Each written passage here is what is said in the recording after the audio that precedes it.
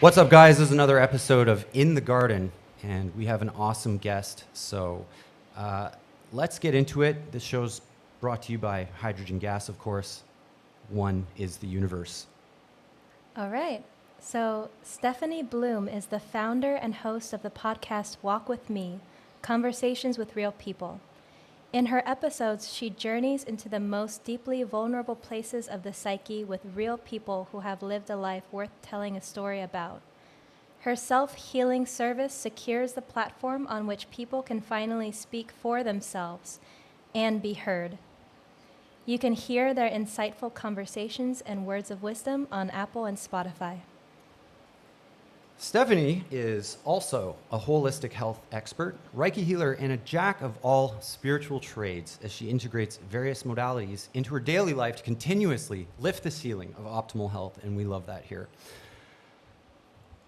A fierce freedom warrior, a true leader by example. Welcome to the show, Stephanie Bloom. Very good. So could you continue with the story? So you had this OBE experience, and then this directed you into the holistic area? Yeah, so just really paying attention and listening to that guidance from within. Eventually, I had my own health crises, like many of us do. I was actually raised in an area that was downwind from a munitions manufacturer. Oh, nice. And Healthy, nutritious, sulfur. they did not dispose of everything properly, and the areas that I played in as a child were contaminated with nuclear waste. Oh. So That's it a was rough one. pretty normal Okay. for me to have friends pass away from cancer or have friends whose parents pass away from cancer. And you saw this as being somewhat of even though it's where you grew up, that didn't seem right to you. Correct. Yeah. Okay. So every Alright. time they'd go to the doctor, the prognosis wasn't good. Like, oh, you have this thing, it's a life sentence, good luck. So I was diagnosed with some hypothyroidism when I was 22, and for me it was normal. Everybody had a that diagnosis. classic radiation, X-ray workers, it's all over that. Wow. Okay. So Right. toxic waste dumping. Oh my God. And I was told, well, here's the solution to this problem is you need to take this pharmaceutical every day for the rest of your life. Sweet. Okay, so 10 years down the road, I am 32. I'm 60 pounds overweight. I am passing out at my desk job even after sleeping 14 hours a day. And my blood pressure creeps up into the 200 over 100 range. So I go to the emergency room because I feel like I'm going to have a heart attack. And I was scared. And the emergency room was happy to take my $500 and provide me with zero direction other than to follow up with my primary care physician.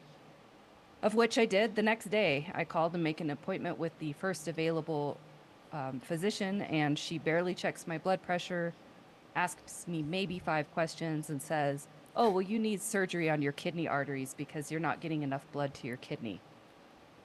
Yeah, I and the thought, doctor's back there in the corner just sharpening the knife. Shing, shing, shing, shing. yeah. So if 40 they grand, can't- 40 grand. Gonna make 40 grand. If they can't Shing, cut shing, it shing. or poison it or, nuke it, they don't know what to do with it. So I thought that was nuts. And Yeah. I sought a second opinion, and I went and saw a holistic practitioner. We had a 3-hour-long visit. I really felt validated and seen. And she said, Stephanie, I think where you should start is healing your leaky gut. And I said, all right, what's the plan? So I did that. And I went back and followed up with my doctor after I'd done this protocol, and my blood pressure was perfect. And my doctor's response was literally, I'm surprised you're not dead. Thank you. As much as this story annoys me as someone who's ethical and believes that healthcare should follow the Hippocratic Oath, I don't want people to think that like emergency care after a car accident is bad. Like, these people are good at their jobs, and there's lots of great surgeons out there, and they do great work, and it's fantastic, and it saves lives. But we have to acknowledge that there could be some holes in the boat, so to speak, and the object here is to simply expand the boat, like make it a better boat. We don't need to discount this just to have this, or it's one or the other. Both things can exist in the same world. but anyways, there has been a creeping darkness. I think that you had a very personal experience with it, and that's what it takes for a lot of people. I mean, not me, although I guess I was influenced by my mom. My mother's a chiropractor, and she had tapes from the 90s where it was like a radio show that was recorded, and they were going over vaccine side effects and the lawsuits that were paid out. And they're reading these pieces of paper, and you could hear them literally having a large stack of these papers. It was only audio, but you could tell like he's handling a thick stack of cases. And he's like, here's 4 years old, asphyxiated in his crib 2 days after chicken pox. Family was compensated 790,000 USD. Moving on, this is Arkansas, and it would just go and go and go and go. I was like pretty young. I would have been in like 4th grade, but I never forgot that. And so I've had skepticism about the whole thing and how deep it went and how scary it actually. And I don't mean scary like, ooh, I'm scared, like evil. What I mean is evil, like true evil. And the sad part is how the Western doctors can get folded up, using the universities and the fraternities and just turning it into a giant indoctrination program. And I mean, the more you get into it, the more you want to just go straight the direction that you're in, which is alternate health. And I mean, I'm just discovering, I was always skeptical, but tell me about how you got into Reiki, because I think there's new paradigms of physics that are legitimizing it as truly it's real. It's definitely real, and it's doing things. And so tell me about that, Reiki. How did you discover Reiki?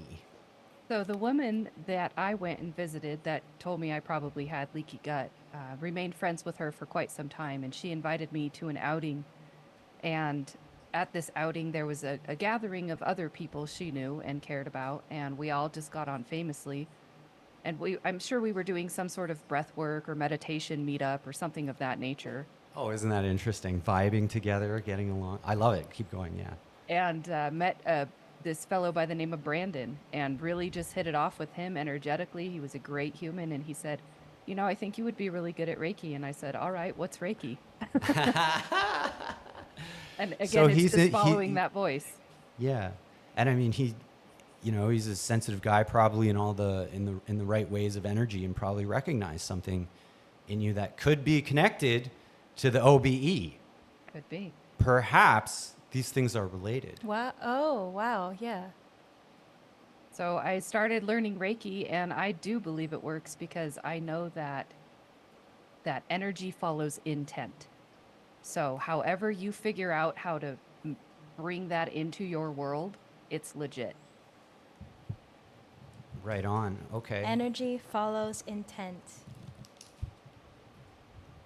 Yeah, like I was just looking at some interesting studies on the sounds that our voices make, in particular vowels, and they create in the air. You can't see it, but what you hear, especially with harmony, it sounds beautiful to your ear. You're seeing with your ears essentially a beautiful polygon, and your brain responds to it. And that is coming out of our mouths. We're speaking things into reality that perhaps we don't completely understand, but there's a lot more to what we can do, the tools that we have that are built in. Like, describe to me how Reiki works. Like when you first meet a patient, like where does the treatment begin? Tell me about that. So the recipient can sit or lay down. It depends on their level of comfort. Typically, my clients lay down. And it's just about really letting go and letting yourself be supported by the structure that you're on. Most people have a really hard time letting go of their understanding that they have control. But once they let go, and I close my eyes, and it's really just a matter of feeling. It's not something I consciously do. It's something I feel. So I'll have my hands over their body. They're laid out like on a massage table, and I don't even touch them. I just have my hands going over their body, top to, or head to toe. And there's a disturbance in the field in the way that I can feel it. It's just, it's almost as though if there's like a disturbance in the energy, it feels like a dip. Or like a static in like the radio, or like kind of Yeah. like Yeah, like, remember when the old school TVs, you put your hands close to it and you'd feel that like electric shock? Yes. I know That's kind exactly of what it's like. Oh, interesting. That's a very good analogy. Very good. There's a push. There's some kind of electric push. A dielectric, I think, if I was to use the the new physics paradigm. And so, Yeah. when you find a part like that on someone's body, do you mind potentially going over the process of how you help heal it, or maybe connect the disconnect there? So usually what that means when I feel that static kind of feeling, it means that there's a block of energy. Like there's I like to think of it like we have little highways of energy on the inside of our body. And when there's a major wreck, it causes a stoppage. And things can't really move around it well until that stoppage is cleared. And so by sending my thoughts, my intent of we're going to move this energy needs to move along and go disperse where it needs to be, that starts to dissipate that electric feeling that I get. So it's literally just a matter of thinking in that direction, putting my thoughts towards that space, putting my energy there intentionally. So something that I've come to find out with body workers and Reiki workers or energy healers is that a lot of them have strategies to deal with taking on potentially, and this is hard to describe it, like I guess someone's bad, sick energy. Yeah. And like I've seen body workers have to go lie down or do things. I'm curious, like, can you like what is that for someone who's never heard of Reiki before? By the way, you should definitely try it because Reiki is awesome. Just choose a good practitioner. Anyways, like Stephanie. Anyways, what are your strategies for dealing with that? And have you ever like taken on a bad juju that gave you issues, and how did you overcome? Oh, absolutely. So if you are not grounding yourself and mentally and spiritually preparing yourself for the session beforehand, you're setting yourself up for drama. You really have to be clear-minded in order to clear energies. And inevitably, you will at some point take on someone else's energy, even if you were conscious of this transfer possibility. I was in class one time for a different modality that I was studying at the time, and sitting at the foot of someone who went through a trauma release session. So it wasn't even Reiki specifically, but it was moving energies that were heavy. And Right. I was sitting at the feet, just observing, taking notes, like totally being a good student. And at the end of the session, I felt so poorly. It was insane. Like, I was like, what is happening? I didn't eat anything weird. I've just You're been sitting too here. close. It straight up, it just came right at me. And because I hadn't grounded myself before that session and I was not clear thinking, I had not prepared the way I should have, even for learning about these energies and how they move. So Right. after that person was done with their session, I had to get up on the table and the teacher had to work on me because I felt so sick. Good for you. Good for you to get worked on. And for those that don't know what a trauma release is, it's very, very heavy. It has to do with like ancestral traumas from your own life, and it's transmuting, I guess you could say, and I'm doing my best to describe this, built up emotions in the cosmic ether that are serving you really nothing good, and they can manifest themselves into sickness.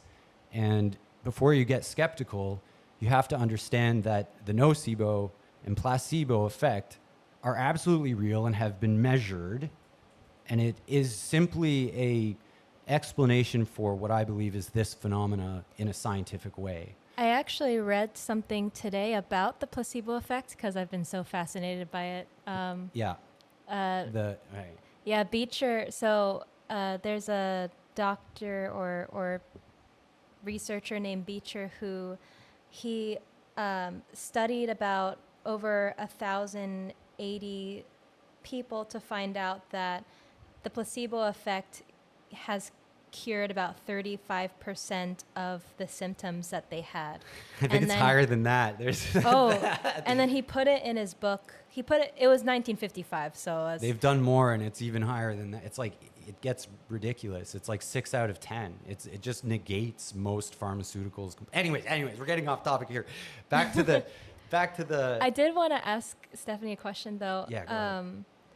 So in your life, what was that pivotal point where you were just so tired of living under victim mentality, or you didn't know maybe you didn't really understand what it was at the time, but you just decided, like, I am taking my life into my own hands, and I'm tired of being a victim to all these things, and I'm going to, like, take health into my own hands, take my life into my own hands, or my career into my own hands. So when was that point for you where you just decided, like, Stephanie deserves better?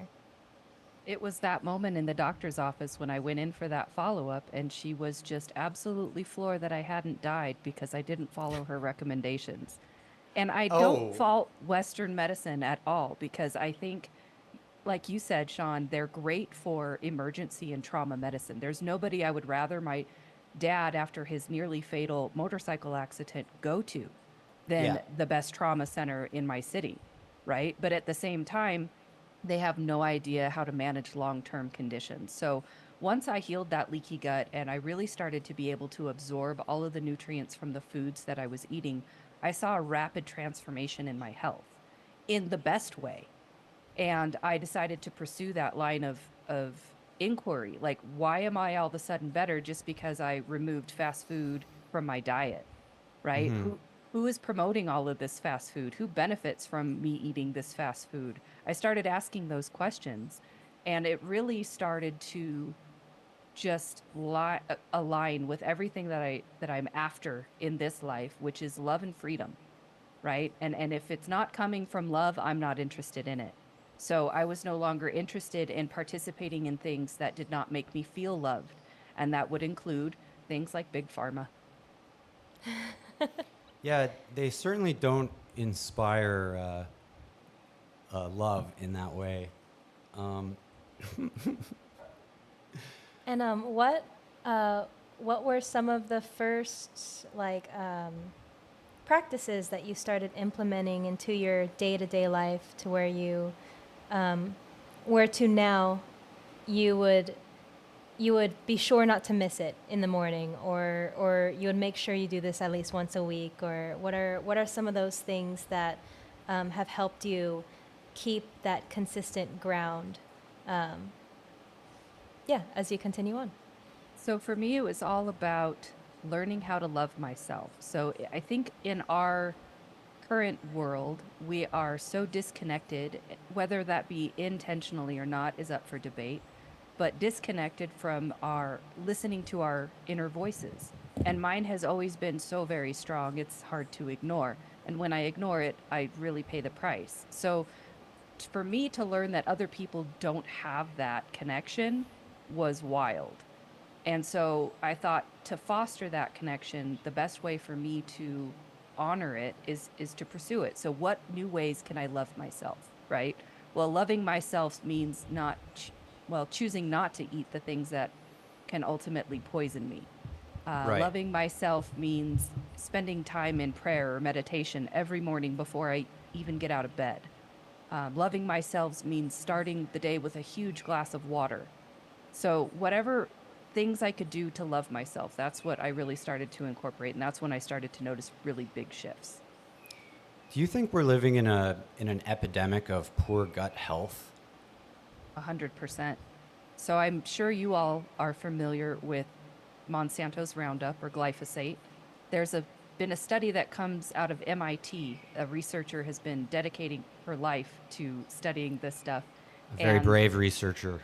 yes, incredibly. So what she's discovered is that Monsanto, as soon as it hits your small intestine, it starts creating holes within the single cell thick mucosal membrane that we call our gut lining within 4 seconds. Wow. But the FDA still says it's super fine for you to spray it on everything you eat. Go ahead. Yeah, and I mean, I've done a lot of work, and so is my partner, to remove it from our diet, and it's surprisingly difficult. Like, it's almost like 100% of cereals on the shelf. Have you seen it linked to potentially autism? It's a Swiss Army knife. Well, so let me give you an illustration. Our gut is one cell thick, and these perforations happen through a myriad of things, whether it be glyphosate or stress. You know, if you're watching too much cable news, perhaps, whatever. Anytime you put anything in your mouth, it's now leaking straight into your bloodstream versus having been processed in a closed loop system like it's supposed to. So anytime these things are leaking out into your blood system, it causes your body's immune response to click on, because your body notices a piece of your lunch floating by in your bloodstream, and that's an out of order process. Our body hasn't broken it down into its smallest constituents for us to be able to use. Therefore, it is an invader. So it triggers our immune system. Immune system, yes. And I think that's where a lot of those links can come in, because now we're dealing with an inflammatory response, and that affects everything in the body. Everything. It's very difficult to backtrace an allergic reaction. Yes. That is, you know, it's the body attacking itself, essentially. So it could be skin rashes, it could be welts, it could be hives, it could be just holding water retention. That's something that happens with women often. Skin issues especially. And then there's a secondary effect where it absolutely knocks out your immune system by a good percentage. So you're more likely to be susceptible to like actual infections or virus. And it's amazing that they're going after the gut, you know, and the more I learn in the new physics paradigm, which we'll talk about another time, but the gut is more and more looking like it's analogous of the brain. It's another form of brain. And the coordinated attack, when you start pulling out these facts and like your journey that you're discovering, you look to the overprescribing of antibiotics.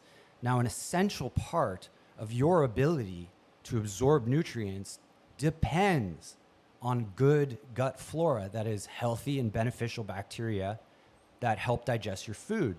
It's so important that your body actually has a little tiny organ, which they love cutting out of children. Can you guess what it is? Your appendix. Correct. So the appendix is like a little bacteria repository. And this, of course, was, I can't remember the doctor's name that made this very obvious observation. He's been discredited and attacked, of course. But the appendix is not a useless holdover from rabbit times. It's actually a bacteria repository, so that if you get food poisoning or some sickness and you're forced to evacuate rapidly, like a bad flu where you vomited, you know, everything, and you actually flush your system of those beneficial bacteria, you have a little backup supply of them to get you back to where it can repopulate and your gut can become healthy now. But look at what we're dealing with. Little microscopic glyphosate knives poking holes in your upper intestine. And then you got the carpet bombing effect of antibiotics that you take orally, often for topical infections.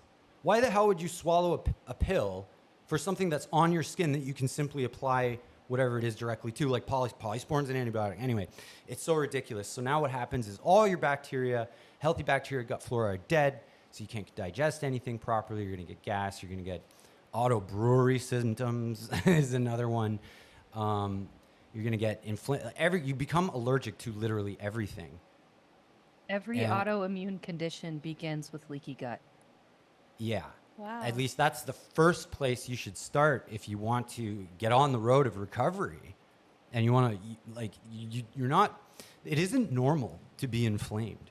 It's not normal to have autoimmune problems. It's not genetic. It's environmental. So tell me about how you help people to take control. Because this is a lot to lay on someone. Victoria and I are pretty red-pilled over here. But how do you work with someone to open their eyes to the realities of these things? Because they're honestly quite scary and difficult to even accept for a lot of people. Relate it back to their individual experience. So my first questions always begin with, A, what are your health goals? What do you want out of your health? What do you want to be able to do or participate in? What symptoms cause you the most issues? Let's get rid of that.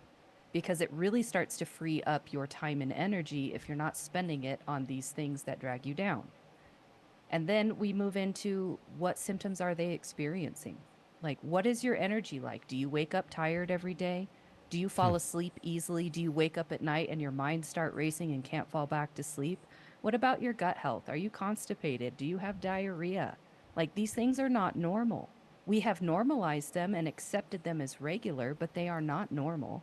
So once you show someone that the symptoms they're experiencing are directly related to the things they are ingesting, instead of being part of that victim mindset, oh, woe is me, I've been exposed to glyphosate. Okay, well, now you know, now you have the power to address it. Right. So now, what challenges do you have with people that are, for lack of a better word, indoctrinated to the, can I just take a pill? The elusive magic pill, if only. Well, it's just not possible, right? Even in the natural health world, we tend to lean towards, well, if I just take this supplement every day into perpetuity, I'll be fine. But that's not addressing the root cause either. It's just managing the symptom in a more natural rate. So you really need to get down to the cause of the problem. And for many people, it's that leaky gut. Further, most people don't think they have the power to heal, right? They've been told that the authority of their health comes from a doctor. I'm sorry, Right. but that's not the case. The authority ultimately is you. That's right. Yes. Okay, so I just got an article here. Monsanto owner and U.S. officials pressured Mexico to drop the glyphosate ban. So apparently it's not totally banned, even though there has been gunfights. So the president told them get out by 2024, and apparently they're aggressively lobbying to reverse that decision. Aggressively. So the owner of Monsanto is Bayer. Bayer is a pharmaceutical company. I guess they're involved with farming now, which makes total sense. Bayer is famous for what? Agent Orange, that stuff they dropped on Vietnam. I think they had a hand probably in the stuff they used in World War II. The gases.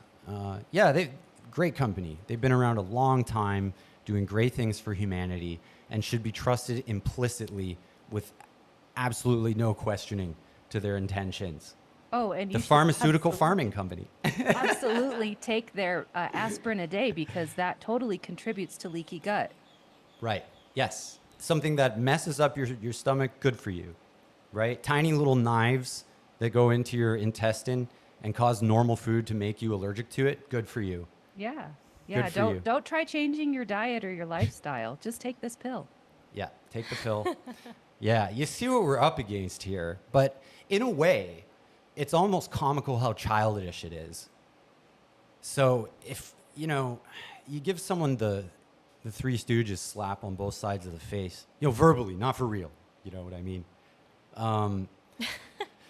it's really quite childish, and you know, I'm trying to use humor because I'm not a practitioner. So I mean, in that way, I'm kind of jealous of you guys because you can be, you know, so authoritative on it. But I'm just like an enthusiast, and so a lot of people out there, I hope, that are watching this show are enthusiasts too. They really want to, maybe they don't want to become practitioners, but they want to live their best lives and understand the best kind of practitioners to find, because that's an entire skill set, is to know the kind of person that you need. And like two practitioners can have the exact same modalities, but they'll be totally different and might vibe with, you know, one person better than the other. And it's worth knowing that. It's a wide world in alternative health.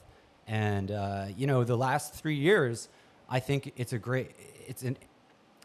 had the unintended effect of really putting some attention on this, what I think has been overly ignored side of healthcare. And actually philosophy and the nature of reality itself kind of ties into it.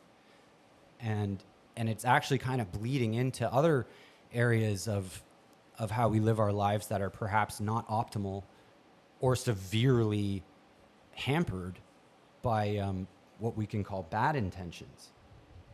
So how we use energy. Where do we get energy from? How does our money system work?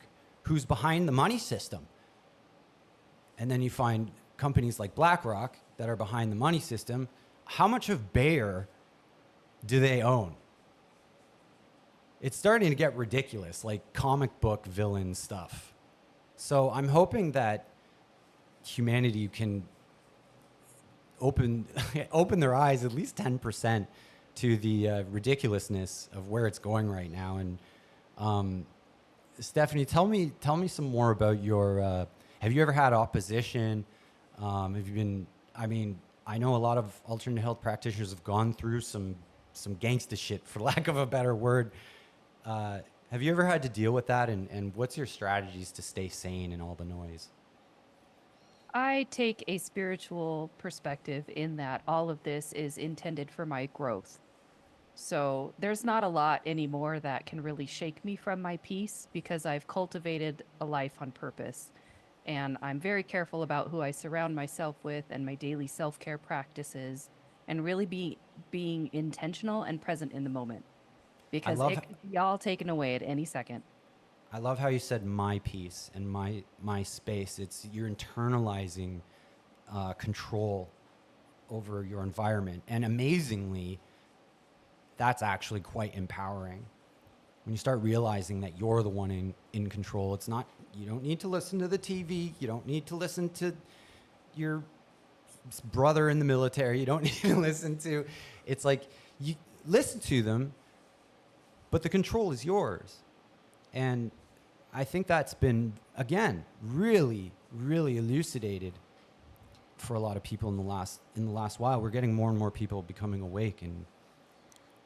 And for those whom you've seen in your community fall to the allopathic system, you know, perhaps they died while, you know, with cancer or other things.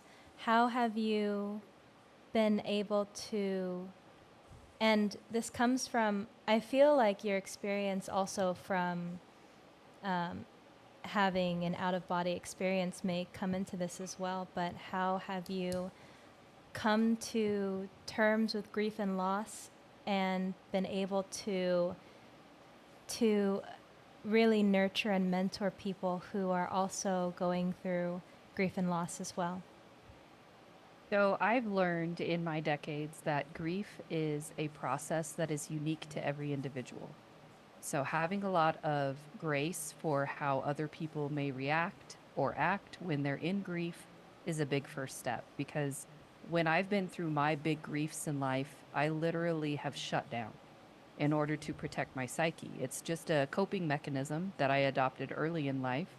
I'm now aware of it and I'm better with it, but when you're in deep grief, you don't really have the mental defenses that you normally do.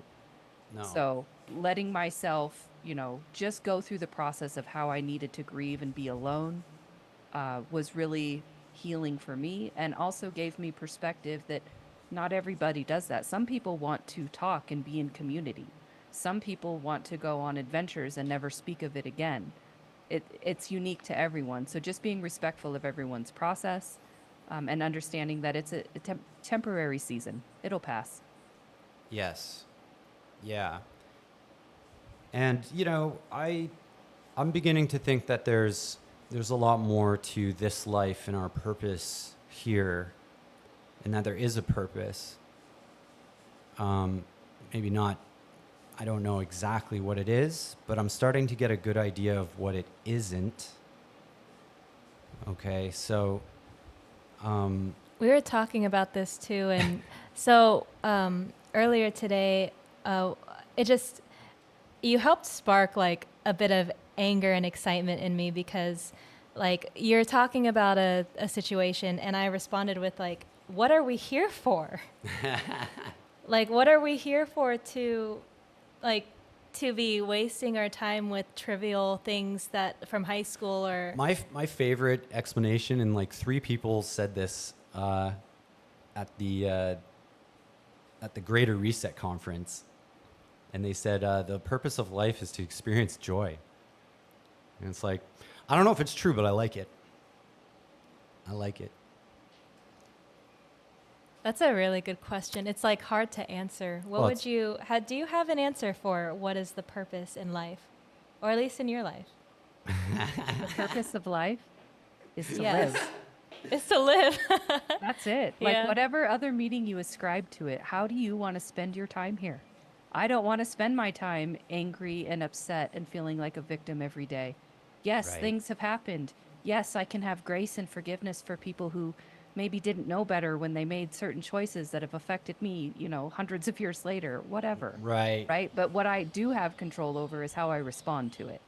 And if I can have the understanding that nobody's perfect and we're all here learning things, it's a lot easier to forgive people and move on. Absolutely. Yeah, we were also discussing how, you know, the various stages of red pill. It's like when people are like first kind of figuring out that there may be some bad actor type shenanigans going on in pharmaceuticals and Western healthcare, they go into Alex Jones mode, and it's like yelling anger. I went through it. I mean, I managed to transmute that into like physical activity. So I was doing push-ups and working out a lot. But yeah, I don't think that helps. Yelling and screaming. It's important that people will understand, you know, the problems out there. But it is, maybe it's like your grief thing. Like, people have to go through the way they're going to go through it, and at least being aware of the truth, even though they're not handling it well. Maybe that's a step in the right direction. And I shouldn't judge. And I think it's a natural phase when we're becoming aware of things, because when I was waking up, becoming aware of everything like terrain theory, big pharma, Rockefeller's Illuminati, all this stuff, the first thought that came to my mind, because I was already starting to fast and eat healthy, and I stopped getting sick, but the first things that would come up in my mind was, oh no, my family. Like, my family. And that sparked like a bit of terror. Was like, oh my gosh, they don't know. I have to tell them. Yeah. And it becomes that Paul Revere, like, the British are coming. The British are coming. And unfortunately, And then Thanksgiving dinner was never the same. no. No. Funny, not funny, but yeah, funny enough, like I had, you know, I was trying, like, how do I incorporate like the bringing the paradigm shift in, but not. It's like, how do we incorporate it but not? And so on Thanksgiving, I made a prayer, or like a meditation of like being respectful of the food, thanking it, associating it with nature and things like that. That's nice. You know, I mean, I don't know how they took it. I think they took Who would it. say anything to that, though? I mean, that's so disarming. It's like, I'm going to say a prayer. Pharmaceuticals are bad and they should leave us alone, and I imbue the turkey with good fractals. But that I think that works. that Thanksgiving Day, my grandma actually passed. And 2 days before, she had taken both the COVID vaccine and the flu shot. And, you know, it was one of those things. The moment I found out that she took them, I was like, yep, we kind of all how knew. old was she? But, 1944 to 2023. She's up there. But I mean, 69. you know, those injections are a heavy blow to your immune system. There's all kinds of weird shit in there, for lack of a better scientific term. And it's not like they gave an ingredients list in detail either. So, and then, I mean, I have the unfortunate talent of being pretty good at backtracing logical strategies. And then if I was thinking like a very evil person doing evil things, I could kind of trace the way to do it without getting caught. And one of the fundamental tenets of crime is if you can create chaos and confusion, it's much easier to get away with whatever dangerous or bad thing you're doing undetected. So it would make sense to put 10,000 or 100 million ingredients into something that I didn't want people to figure out. And when you have all the money in the world and you can hire buildings full of scientists, give each one of them 50 chemicals, multiply that by 15, like you see the evil, how easy it is to just perform evil in that way. And by the way, let's buy every single media company over the last 20 years. And it's really coming together in this structure I'm finding, where it all just leads back in. And it's like, all right, we got to acknowledge this. We should acknowledge this, but there is another way without playing into the darkness game. Because the darkness game wants you to become dark. It wants you to look into it, and then you're consumed by the evil when you look into it, right? And there's a different strategy. I think that, like, we're starting, like, I think alternative holistic practitioners are connecting around the world a lot more. Like you're talking to us and being willing to do this, and this, you know, even though this is a small show, it's a step in the, like, I think this has value, you know, in that we're just putting our intention into it, and that it's getting out there in a positive way, and it's possibly helping people, I hope. So how have you been able to connect yourself with your dark self, and how have you been able to incorporate your own darkness to continue being at peace with yourself? So I first want to say that emotions like anger and disgust and rage are not necessarily bad emotions. They get a bad rap because they are intense, and they can result in violence for sure. But sometimes that violence is justified. Right. So I don't believe that they're bad emotions. And for me, being able to feel them fully is how I manage. So the way I feel them fully is through my favorite genre of music, and it's metal. right on. Great segue. Metal music. So when I was in college, my roommates were in a metal band, and I was a singer in the metal band for like 3 gigs. And I must admit, it's not necessarily my cup of tea. However, I've been to a lot of metal shows, and I've enjoyed them intensely. It's fucking awesome. A good metal show is just tell me how you got into metal. Okay, so when I was 4 years old, what I wanted for my birthday was a jean jacket and Michael Jackson's Thriller album. So I started loving music at a very young age, and thanks to my parents, who were both in love with music as well. my house was always filled with music growing up, so it was very natural me to listen to every genre under the sun, and I mean it. Like Mongolian throat singing, yeah, I've heard it. Okay, it's all good. I'm I a can fan. I'm a appreciate fan. all of it. So going through life this way, being open to music, I definitely know every pop song from like the 70s onward. Definitely know, like yacht rock or dad rock or whatever genre you want to call it. But by Hall and the Oates, time, baby. yes, All notes. yes. But by the time I was in my early teens, I really had listened to everything under the sun. And at those songs a million times. Like, you get kind of bored after a while. So what else is out there? And that's when nu metal became a thing. And so I got a Korn album, and that was the hardest thing I had heard. Oh And I my was like, gosh. holy heck, what is this? I And got that album too. That took was a like deep aliens dive. sent that. yeah, I took a deep dive, and I What is just that fell bass in- sound? That bass, no one had done. Yeah. Like he was crazy drop tune bass. and then the vocals and how they have Yeah. evolved. Like there's so many different genres of metal. You could never get bored. And It's true. metal is my favorite because of how complex it can be.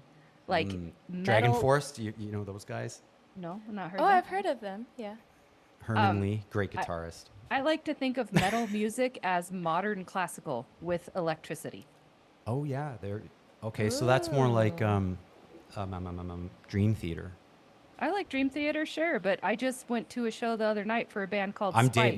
my metal knowledge is very dated. What are your Spite. like top? Yeah. Awesome. What are your top favorite heavy metal bands? That's tough. Fear Factory is definitely one of them. The industrial metal from the 90s. Very I cool. love that. I love Sepultura. They're from Nice. Brazil. Their bass is just killer. Yeah. I mean, I've seen it all. I love it all. My kids always laugh at me because I'm like, oh, this is one of my favorite songs. And they'll say, Mom, one of your like 1,000 favorite songs? I'm like, yeah, exactly. But I like Signs of the Swarm is also good. I don't know. There's a lot. Yeah. Suicide Silence is good. Lorna Shore, Awesome. I dig. Mastodon. Mastodon is amazing. It's like, so how does metal, like I noticed with my friends that are like super into, I like metal, like I do. I got into, my first metal album was Master of Puppets, and I was in like grade 4, and I was cranking that. I loved it, and everyone was listening to Green Day, and I thought, I didn't. Green Day. I was like, Green Day sucks, man. This is it. like 9 years old. Metallica, battery. Anyway, but yeah, I mean, I think it's important to have a place for all kinds of stuff and like keep an open. Like Mongolian music is actually nuts. I'm glad you brought that up, and there seems to be a therapeutic component to not just Mongolian music, but Eastern chants and Asian chanting music and in Indian music, and especially in is it Tai Chi or something where they literally have words for the chakras, and they do tone, interesting. and they go shoo, and they work on like matching the resonance in their brain perfectly and getting the exact, and the Mongolians are doing it too with throat singing. I think that the blend between the Reiki energy field and sound, I think they're a lot closer than people 100%. think. 100%. I think that's why music has been so impactful to my life, because I can do a deep dive into an emotion during a 5-minute song and really feel whatever it is I'm feeling fully, and then let it go. So I'm not getting those energy blocks. I think Right. it's got multiple relational levels for sure. Amazing. What part of the world are you in, Stephanie? I'm in Colorado. You're in Colorado. There's a festival coming up. How close is that to Colorado? In Mendocino? Oh, Music the Sky. Yeah. Have you heard of Music the Sky? Music and Sky. Sky. Music and Sky. Truth and Freedom. And I'm just looking it up here. We're going, so I'm obligated to promote it. And it's also awesome, and the people there are awesome. So a lot of the people that are going there are people who are big terrain modelists. Yep. They're like, I think. Well, we got Eileen McCusick. Let's see. Alex Seck, Alex Amanda Seck. Vollmer, Mike Winner, kind of the crowd of, definitely the crowd of Awesome terrain crew. modelists. I've been lucky enough to meet a lot of them. We're in Latin America. I'm in my spaceship, but like also where I land is Latin America. And we've been so privileged to like meet a lot of these people and start to become friends with. It's a movement, man. A lot of amazingly talented healers and speakers and authors and combinations of all of them, and we're really excited to hit Music and Sky. And we're going to be there with a healing tent, and I don't know what it would take to drag you out of beautiful Colorado, because I know it's super nice there, but this is a informal invitation. It'd be amazing to actually meet you there in person, and it's been great talking to you. We have more questions, I believe, because there's so much to this that, I mean, it's amazing how intuitives like yourself are just like, oh, and then it's like 150 years later it takes for science to catch up to it. But like, we're there, man. People are starting to connect it together. Love him or hate him, Terrence Howard did a great service and he wasn't like, it's all me. Like, this is built on the work of a lot of people that have been put, Victor Schauberger and Rife, Tesla, all these characters. They're connecting the real science explanations. They're connecting it into the holistic world. It's happening. And as it does, I think, Stephanie, do you think we could be possibly entering a new paradigm? 100%. So what gives you, okay, go ahead. I mean, like, yes, the powers that be are always going to try and remain in power. That's what is attractive to them. But just like if you have a negative emotion and you walk into a room and you're pissed off and angry, that emotion is going to permeate the space. Say it again. And affect the space, okay? But in that same token, if you show up full of love and hope and positivity, that too has an effect. And so each emotion ripples out into space. And so I'm here being really strong emotion, full of love and hope and support. And I see other people doing the same thing. And you cannot stop an idea whose time has come. I Absolutely. couldn't agree more. And I'm really, really manifesting as hard as I can that the time, in fact, has come. And there's a lot of very, very intelligent, amazing people out there that are open sourcing. They're making sure that this stuff is getting out. Go ahead. So I have some questions. At this moment in time, what as we continue to shift the paradigm, our own internal paradigm, what are lessons which you are learning from with synchronicities or from your external environment? What are the lessons that you're learning from now, which is helping you, spiritually evolve to the next level? So spirituality for me has been a really interesting journey. I do not discount other people's experiences because, again, I think we're all fragments of the same consciousness having a human experience. And for me, I think my understanding is that when we pass from this shell into whatever it is we go to, but there is another place because I see people there all the time and I talk to those people all the time and they send me messages all the time. So I know there's something. don't exactly know what it is. But when I get there, I believe that my life then can be experienced by other fragments of consciousness. And so that they can understand my lived experience from my first person perspective. So I'm out here trying to live my life to the fullest in every way and be grateful for every moment so that when they experience my life, they can truly understand how much love I have in my heart and I want to give. I think that's my current understanding. Like the universe keeps giving me those synchronicities and the signs. And I'm there. You know, I want to live my life every day the best I can. It's a wonderful thing to be fully congruent, and I think it's a worthy, goal to strive for, and to understand that, keep watching the show because we're going to get into it more and more. Steph, did you ask her about future projects? That was the next Okay, one. all right, go You ahead. got it. Go ahead. So what are some future projects you're excited to pursue in the next year or two? So I actually accidentally ended up with a full-time job. So I have been an independent survivor, I guess, in this economy for the last 20 years, 25 years. Man, I'm old. And I didn't think I'd ever get a full-time job again. I was laid off in 2008 when the market crashed. And at the time I had a newborn and I thought, wow, this is really rough. I don't think I will ever have enough trust in a company to put all of my eggs in that basket again.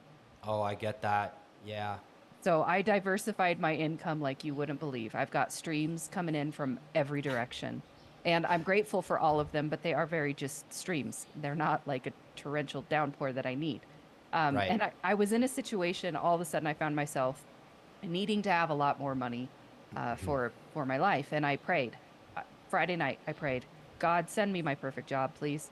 And God delivered. Like literally within minutes, I had an ad on my Instagram feed, which I only go to when I need to tune out and chill out and watch cat videos.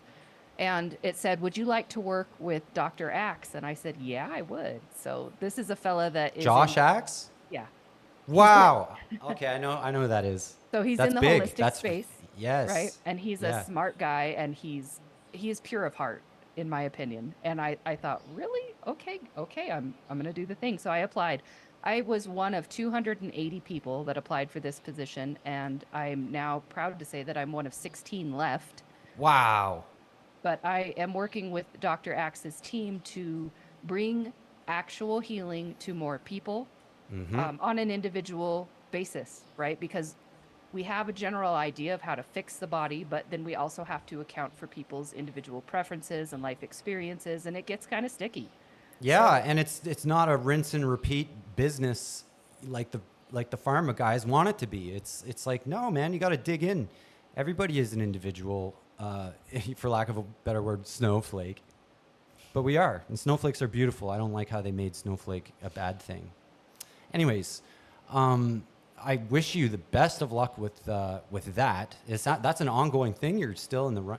That's incredible that you've made it to that high. I mean, I really hope you get it. I've got it. I've been working with him for like 3 months now. Oh, well, shit. Congratulations. Congratulations. That's amazing. I used to work for another, you could say competitor with Josh Axe, but they know each other. And it was always that he was the standard that we were striving for. We did a slightly different strategy though, but anyways, never mind that. It's another story for another time. Do you want to? Oh, well, I think. No, I want to ask it. Did you want to? I'll ask it. Oh, wait. I'll ask it. Which one? Okay. Yeah. You ask it because we might be on a different one. All right. What is a topic that you've not researched in detail yet, but you're fascinated to learn more for your spiritual journey? Herbalism. So I think everything, like I think you guys agree, has a frequency. And incorporating certain frequencies into your space has phenomenal effects if you are sensitive enough to pay attention to it. And I think that weeds are just flowers we don't know how to use yet. And so I'm interested to find, different modalities to help heal the body and cleanse the body and get down to that root cause of whatever it is that you're experiencing, the symptoms. There's a lot of ways to get there. I've studied, like, for example, I have a Rife machine. I totally believe in that. I'm all about that hydrogen water. I think that's fantastic. Hydrogen, baby. It's just a new modality for me to understand better. So herbalism. Very cool. I've read the first couple chapters of an herbalism book, being the enthusiast that I am, and it's absolutely fascinating. The plants that, like, one of the chapters was the philosophy of how to find certain plants that affect certain things. And if you look at the body as a river, if there's a situation in the river that is analogous to a human body, the plants that grow around there will have an effect. And it could be a positive and it could be a negative. It's going to have an effect. And how they control, like, it's quite advanced. It's not just pick a plant, it's good for you. It's nuanced and detailed.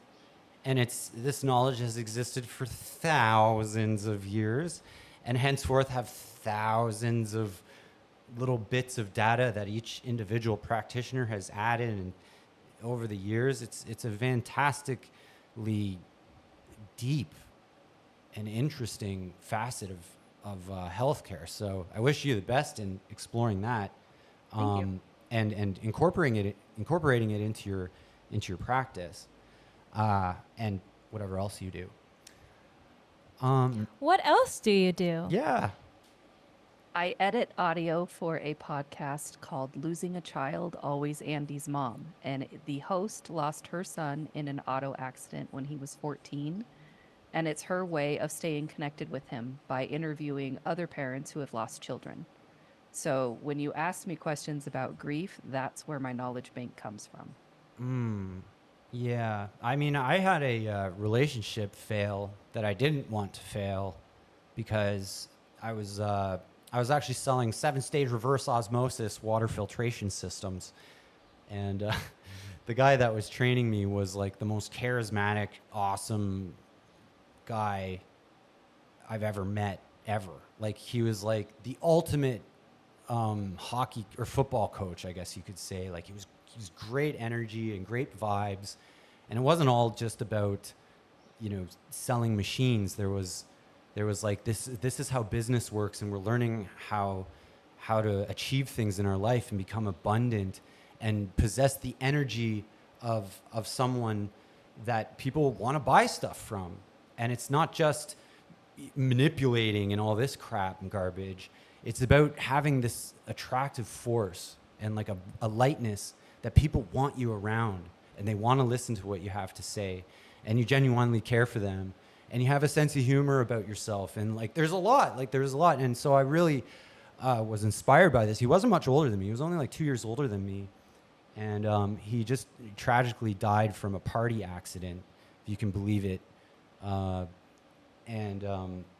anything like heroin. We were just partying, and he vomited wrong when he was sleeping, and he choked to death overnight, and no one noticed. Could happen to almost anyone, I guess, but maybe this guy was like some kind of angel, and he just had a very short amount of time on the planet and had to make a massive impact on every single person that he interacted with, because I only knew him for about 4 months, and he's been one of the most influential people I've ever met in my entire life.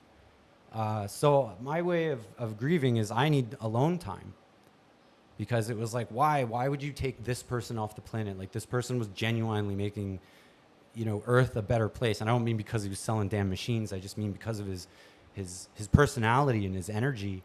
He was like pulling people who had nothing going for them and giving them a job and showing them how to be great at it. And I wasn't one of those people, but in a way I was one of those people. And it was like, this guy was really he's instilling confidence and like a drive to succeed and a lot of great things. And I'm like, why would this person be taken? And so you could say I lost my faith, or I need to relearn my faith again, because I felt it such an injustice that this guy would be taken away. And my partner at the time, girlfriend at the time did not understand what was happening to me, and did not understand that I needed to just be alone for like a while until I could work through this thing, because I never had someone, this happened 10 feet away from me, just on the other side of a wall. This guy died while we were all sleeping after having a great party night. And it was something I never encountered like that close up before, and it was really shocking. And yeah, I lost a relationship. She broke up with me because she's like, "You're boring and you're not fun anymore." And it's like, we were young. It wasn't like a huge devastating thing in my life, but I think that's something that not a lot of people understand, and they should learn that people do experience grief in a different way, and they need to be able to have the space to do that.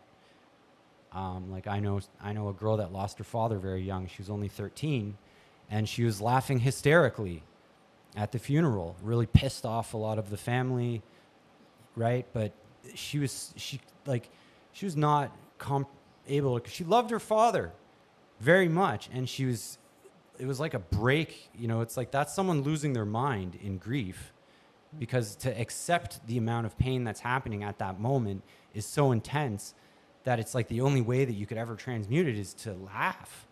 Yeah. And it really, it bothered me that her family was like held a kind of a grudge that she didn't, experience the funeral properly or something. And, people need to learn. People need to learn. So thank you for helping people, process these things. And maybe it should be something that you shouldn't have to lose someone, to at least have an idea of what's going to happen, because you do have to process it. Do you think we're like kind of emotion processing machines? Maybe this is part of why we're experiencing. I think that to appreciate an emotion, you have to experience the opposite. And in there is balance. So, for example, you cannot appreciate how good your life is if it's never been really bad, right? So, like, for example, rich kids who go through life thinking that life is a gravy train. Well, they have their own struggles and things that they go through that poor kids don't understand, but it doesn't mean that it's any less valid. Well, now you have more money to create problems for yourself with. Yeah, and expensive solutions too. And that it ties back to like, purpose and the attainment of wealth. I mean, I think we try to do our best to combine them both, but they don't need to be the same thing.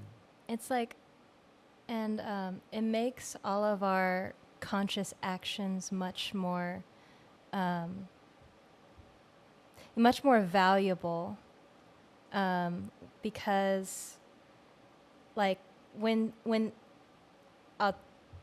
talking about grief and talking about money, first with talking about grief, like every action that I take needs to feel good with me, because and if I don't, and if at the present moment I don't feel at peace with someone else, who knows, that person may be gone in an instant. And so it's like I think death really helps bring me into the present moment, because I'm aware, not in a fearful manner, but aware if I don't feel like if I feel like there is an imbalance with me and someone else, even if it's still there in the external environment, I can still send them love, and my inner peace, creates that balance with them, because I know that they are me and I am them, and we are all one consciousness. But talking from a money perspective too is like I don't think a lot of us light workers are going to be very like incredibly rich, and I think for a reason. Maybe we could be, but we're rich in our hearts, but it's because every conscious action that we take, like the energy that we put into buying things, the energy that and then being in the energy of receiving, we're always going to make sure that we have enough for what we need. That we're not like I think the people who tend to manifest a lot of money are the ones who tend to like gamble it or use it for nefarious things money is definitely energy. What do you think about that? It's a currency for sure. I don't necessarily think that people who manifest a lot of money are inherently evil or bad, because we can do a lot of really True. good things Yeah. with that money too. So it's a tool Absolutely. just like anything else. And I'm currently manifesting pretty good for the first time in my life. So I don't want that to stop. Yeah. Fantastic. Now, the thing that concerns me is, well, if we're going into a new paradigm, we need to reevaluate what money even is. Under ideal circumstances, it is what it is that we use it for every day. Is we use it to exchange it for valuable goods and services. But the thing is what is money intrinsically worth? What is intrinsic value? Is the necessity of money even real, considering if it's printed from nothing or out of nothing or created from debt, whatever the hell that means? Also, what's the real, like, deep down reason that we need money?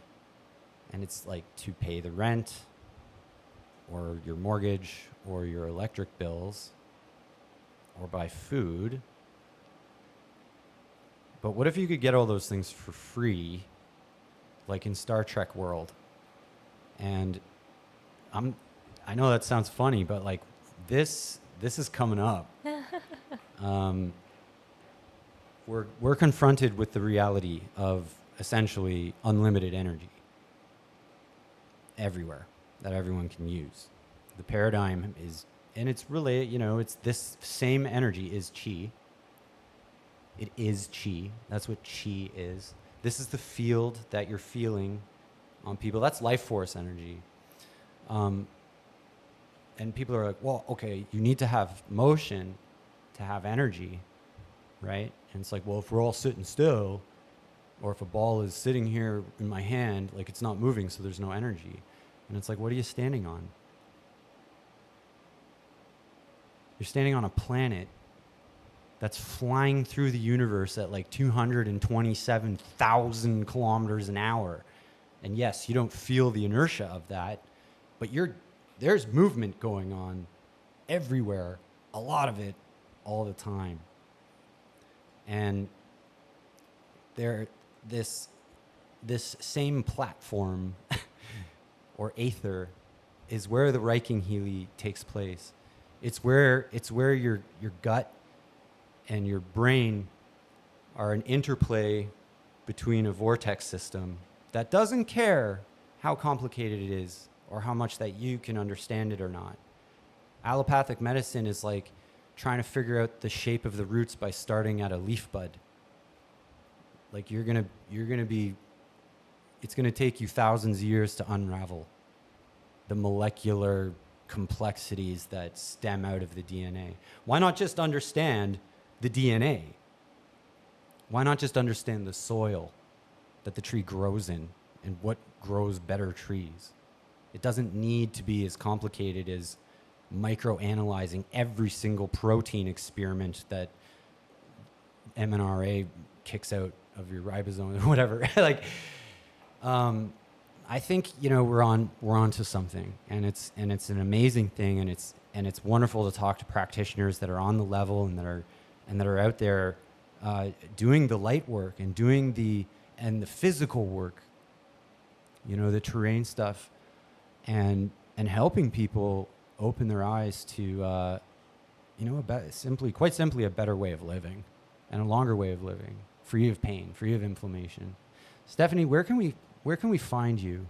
I do have a website, rtbwholehealth.com. It's short for Root to Bloom. It's a play Amazing. on my last name. What's your podcast called? Walk with me. Awesome. And what do you talk about on Walk With Me? Or is that the one you mentioned already? Nope, that's a different Oh, one. it's a different one. Okay. Yeah, Okay. so this one Yeah. I host, and what I do is I interview people who have had a life worth living. So Ah. I follow them through their hero's journey, and what their soul lessons have been, and share it with people in an attempt to share that you're not alone. Even in your trauma and your drama, there's someone that's been through other things that are comparatively worse to what you've got going on, and you need to hang on. I myself have lost 34 people to suicide in my life. Oh my God. I attribute a lot of that to the area that I grew up in and the You- havoc that nuclear weapons can have on people and their nervous systems. So I've had a lot of loss in that area, and I just want to encourage people to hang on. It gets better. If you put that energy out there, it will come back to you, but you have to stick around to do that work. Do you think people that had the unfortunate bad luck to grow up around, because I know there's a lot of places like that. I suspect Niagara Falls has something going on. There's the movie Blackwater, and that was about DuPont putting Teflon byproducts in their plant into water, and then a bunch of cows died, and then a lawyer got involved to defend a farmer who's like, my cows are dying because of the DuPont plant, and he ended up going down a rabbit hole that literally showed that company performing studies on their factory workers as though they were lab rats to test the toxicity of the chemicals that they were working with without the workers' knowledge, including pregnant women. They found that it conclusively, in its free form, because Teflon, once it's sealed onto a pan, is relatively safe, unless you decide to scrape it with a knife, which how many children and people who aren't paying attention do. It causes all kinds of terrible cancers, and your teeth fall out, and all. It's sick. It's very, very, very poisonous, and it doesn't degrade also. So I found out that my grandfather was a tank mechanic in the Second World War, and what they were using to waterproof tanks, guess what it was? Teflon spray. So they're under there with, I'm sure they had all the correct protective equipment, of course, under a tank, spraying this stuff, inhaling it for what, 2 years straight? And then the exact kind of cancer that it causes, he died from right as he turned 70. He managed to last that long, which is really tough for me because I was only like 9 or 10, starting to become a human, that I could like interact with my grandfather, who was very interesting. He was a musician, played a bunch of instruments, and I grew up playing instruments. And so we had this thing in common that I barely got to really, get into. So these situations are real. So can people heal from living in these places? 100%. So the conclusion of my story is that at 42 years old now, I just went and had my labs checked for the first time since that last visit with that crazy doctor. And I've been living this lifestyle for over 10 years at this point, and my body is the healthiest I've ever been. Every lab that they drew was in the green and perfect. Wow. So I know that you can heal. I don't have a thyroid condition anymore, and I don't take medications. I haven't for 10 years. Congratulations. That's fantastic. Thank you. And, it just goes to show the body wants to heal. It wants to be in homeostasis. If you give it what it needs, maybe this ties into terrain theory even more. I'm not committing to one or the other, but I think it's a Venn diagram. There's both.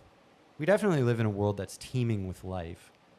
And that's to be acknowledged, but also we are a force of nature ourselves.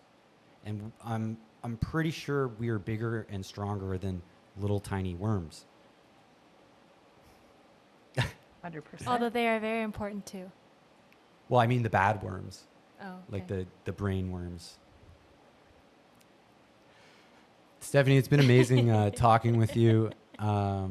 Thank you for coming on the show. Do you have any last words for our audience? And we'd love some questions. So anyone watching the show, write a question in the comments. Don't be shy, man. We read them, and we really appreciate it. Actually, it helps us in the algorithm. Also, subscribe to the show, just in case you didn't know that that's important. Any last thoughts, Stephanie? If it's not dealing with love or freedom, it shouldn't get your attention. Mic drop.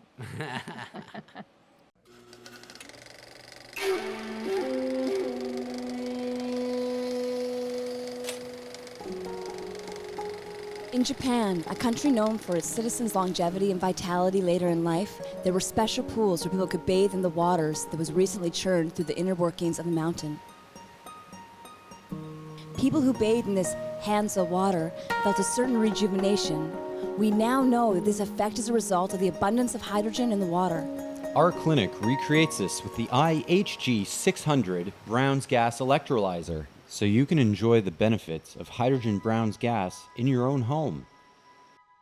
Hydrogen in every form is our most important macronutrient, vitamin H. It is healing and rejuvenating.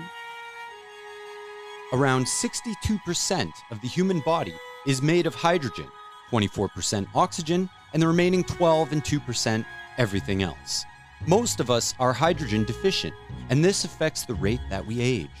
When this happens, the body starts shutting down first the regeneration system, then the immune system, and eventually the organs.